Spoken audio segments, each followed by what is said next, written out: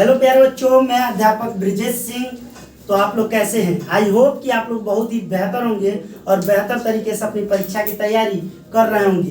प्यारे बच्चों, हमेशा की तरह आज पुनः एक बार मैं कुछ विशेष तौर तरीकों के साथ आज अपने इस ज्ञान गंगा चैनल पे हाजिर हूँ। प्यारे बच्चों, आज के सेशन में हम ये सीखेंगे कि परीक्षा में कैसे कापियों को लिखा जाए और कैसे तैयारी किया जाए। कुछ शेड्यूल आप लोगों के समकक्ष मैं साझा करने जा रहा हूं।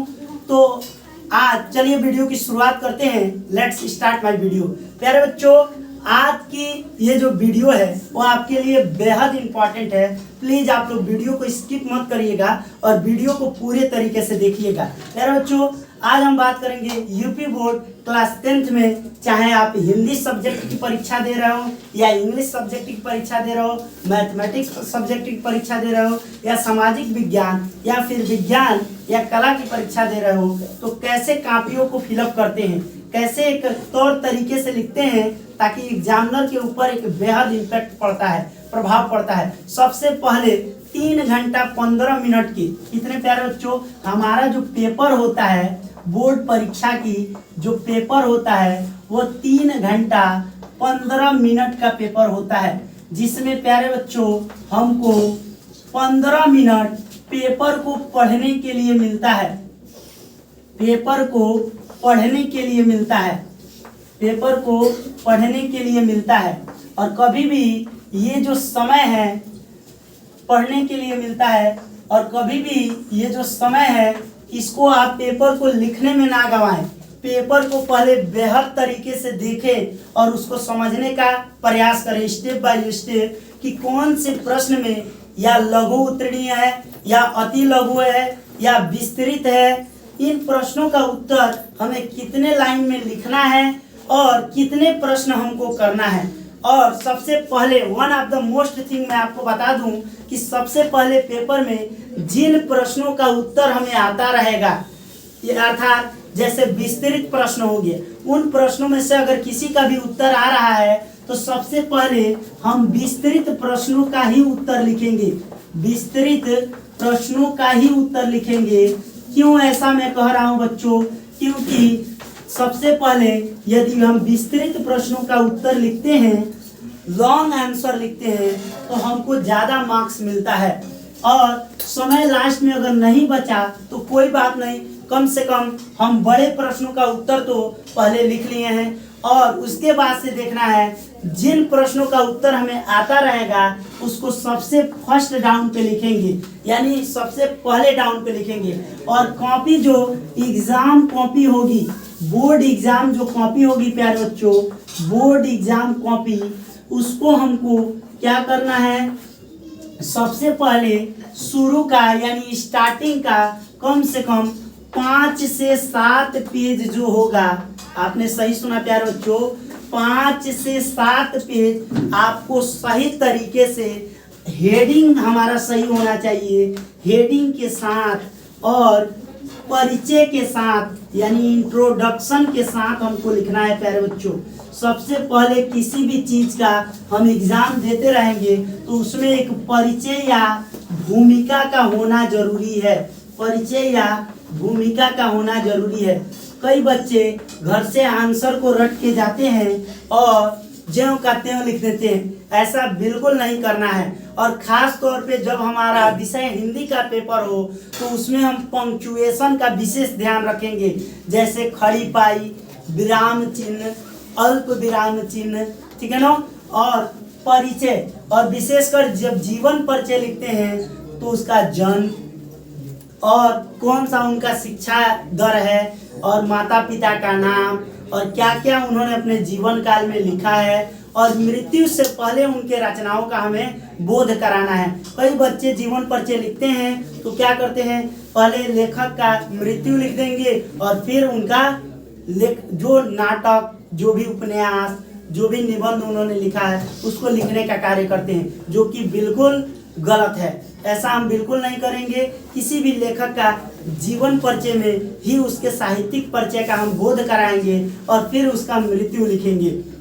साथ ही साथ प्यारे बच्चों, हिंदी के पेपर में हमको विधा और लेखक रचना और रचयिता का नाम विशेषकर याद होना चाहिए।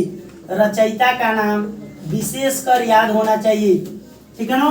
कई बार पूछ देगा कि उसके विधा का नाम बताओ, तो विधा अलग चीज है।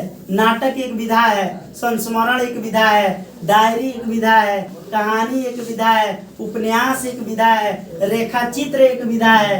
लेकिन बच्चे उसमें क्या करते हैं, लेखक का नाम लिख के चले आते हैं, जो कि अनुचित है, गलत है, और बच्चे को लगता है कि मैंने बोर्ड कॉपी में बहुत ही बेहतर तरीके से लिखा है। साथ ही साथ प्यारे बच्चों, क्लास 10 में अगर आप पढ़ते हैं तो मेवाड़ मुकुट हिंदी टॉपिक में आप विशेष ध्यान देंगे, अलंकार के टॉपिक पे आप ध्यान देंगे, और संस्कृत के हिंदी अनुवाद पे आप ध्यान देंगे, और साथ ही साथ 3 गद्य में से और 3 पद में से जीवन परिचय याद करेंगे। ज्यादा जीवन परिचय नहीं याद करेंगे, कम 3 टॉपिक पकड़ के 3 चैप्टर याद करना है, और सारे चैप्टरों को ध्यान से, जो इम्पोर्टेंट चैप्टर है उसको ध्यान में रखना है, और उसका संदर्भ, विशेषकर प्यारे बच्चों चैप्टर का नाम, हिंदी में पाठ का नाम और उसके लेखक का नाम आपको याद होना चाहिए, तभी आप संदर्भ लिख पाएंगे।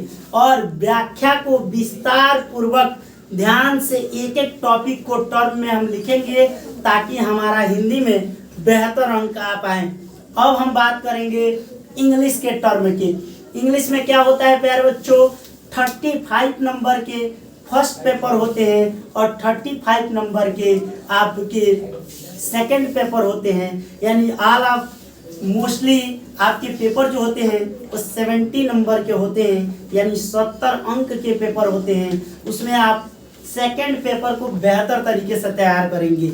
सेकंड पेपर में जैसे पार्ट्स ऑफ स्पीच हो गया, नाउन के टर्म को पकड़ लिए, pronoun, adjective, verb, adverb, preposition, conjunction, interjection, और साथ ही साथ उसके डेफिनेशन, एग्जाम्पल। इस बार इंग्लिश के पेपर में हो क्या रहा है, बोर्ड पेपर में, इंग्लिश के पेपर में खास तौर पे प्यारे बच्चों, इंग्लिश के पेपर में ज़्यादातर एग्जाम्पल आते हैं, और आपको आइडेंटिफिकेशन करना रहता है कि ये कौन से पार्ट्स ऑफ स्पीच के पार्ट्स हैं या हिस्सा है। और उसके बाद से हम टेंसेस पे ध्यान रखेंगे, टेंसेस के first form, second form, third form, fourth form, fifth form पे ध्यान रखेंगे, एक्टिव पैसिव पे ध्यान रखेंगे, नारेशन पे ध्यान रखेंगे।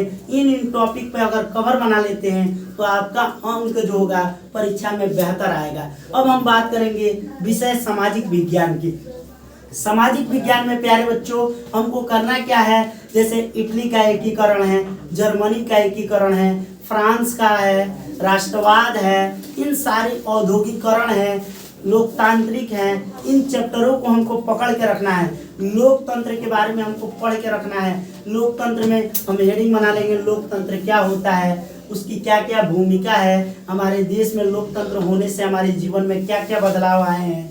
यूरोप का राष्ट्रवाद में उदय देख लेंगे, राष्ट्रवाद क्या होता है, ठीक है ना, राष्ट्रीयकरण क्या होता है। इन सारी टॉपिक पे हम एक एक करके भूमिका बनाएंगे, उसका परिचय लिखेंगे, उसके गुणधर्म लिखेंगे, उससे लाभ लिखेंगे, उससे होने वाले प्रभाव लिखेंगे, अप्रभाव लिखेंगे। तब जाके टॉपिक वाइज अगर हम लिखते हैं और हेडिंग बनाना बिल्कुल ध्यान रखेंगे, और पेपर में एक एक कर चीज़ों को एक क्रम तरीके से लिखेंगे तो पेपर में शायद आप बेहतर अंक प्राप्त करेंगे। अब हम आते हैं मैथमेटिक्स में। मैथमेटिक्स में हमको क्या करना है प्यारे बच्चों, जो क्वेश्चन हमको आता है उनको एक स्टेप बाय स्टेप हल करना है। क्या करना है प्यारे बच्चों, मैथमेटिक्स में स्टेप बाय स्टेप हल करना है।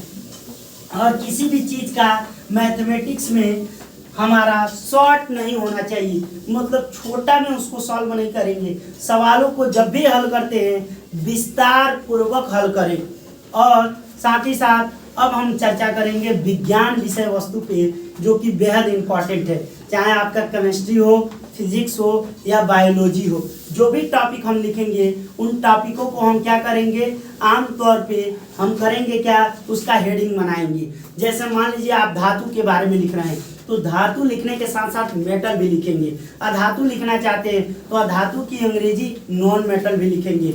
ऐसे एग्जामिनर के ऊपर प्रभाव पड़ता है। और जब भी केमिस्ट्री या फिजिक्स में हम बात कर रहे हैं प्यारे बच्चों, केमिस्ट्री और फिजिक्स और साथ ही साथ बायोलॉजी की,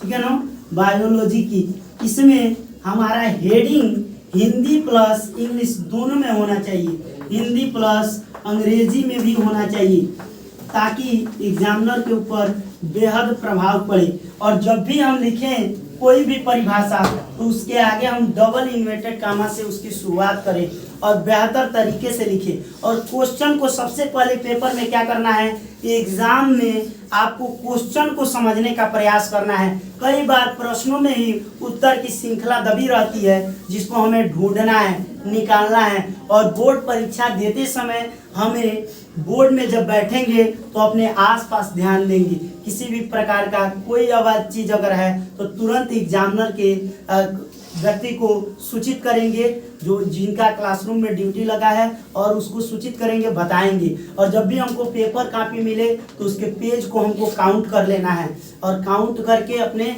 जो भी आपका एलिजिबल है उनको क्या करना है, सूचित करना है कि हमारे पास सारी चीज़ें मौजूद है। और पेपर में बैठते समय हमें विशेषकर बोर्ड परीक्षा में जो सिग्नेचर होता है, इस तरीके का साइन होता है, उसका विशेष ध्यान रखिए।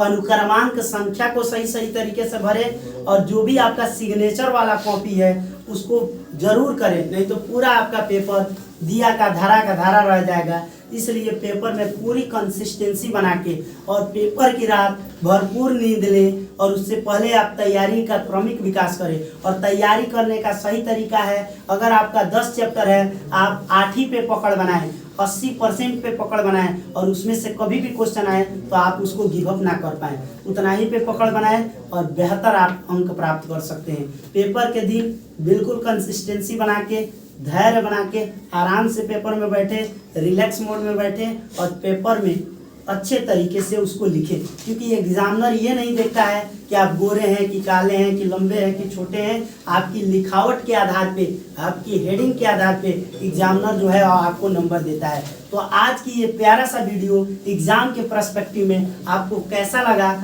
आप कमेंट बॉक्स में अपनी राय जरूर साझा करें और बने रहिए मेरे इस प्यारे से एजुकेशन अड्डा ज्ञान गंगा पे। ज्ञान गंगा को ज़्यादा से ज़्यादा सब्सक्राइब करें, लाइक करें और अपने दोस्तों के साथ साझा करना ना भूलें। Thank you so much.